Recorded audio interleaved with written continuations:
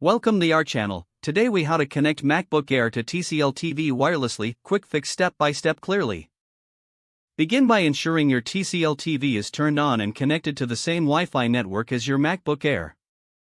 On your MacBook Air, click on the Apple logo located in the top left corner of the screen. From the drop-down menu, select System Preferences. In the System Preferences window, choose Displays. Once in the Displays menu, click on the drop-down and select your TCL TV from the list of available devices. After selecting your TV, ensure the Show Mirroring options in the menu bar when available checkbox is checked.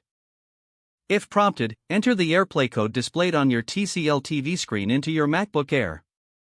Your MacBook Air screen should now appear on your TCL TV. To adjust the display settings, return to the Displays menu in System Preferences.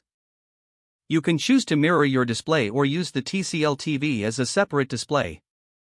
For a better viewing experience, you might want to change the resolution settings for the TV. Once done, close the System Preferences window.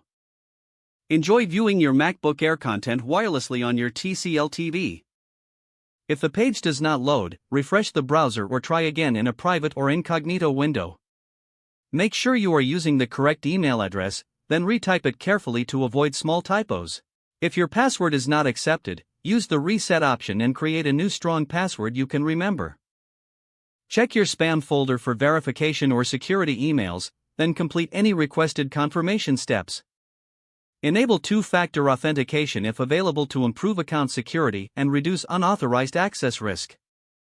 After signing in, review your profile details so your contact information and settings are accurate and current. If you see an error message, note it down and try again after restarting your device and internet connection. Log out when you finish, especially on shared devices, to keep your account and payment information secure.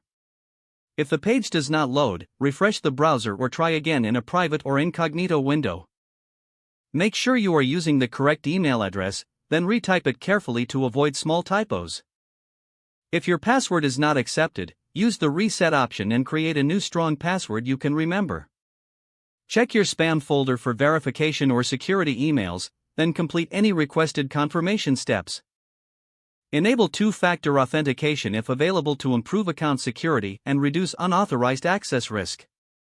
After signing in, review your profile details so your contact information and settings are accurate and current. If you see an error message, note it down and try again after restarting your device and internet connection. Log out when you finish, especially on shared devices, to keep your account and payment information secure. Don't forget to like this video and subscribe to our channel for more step-by-step tech guides.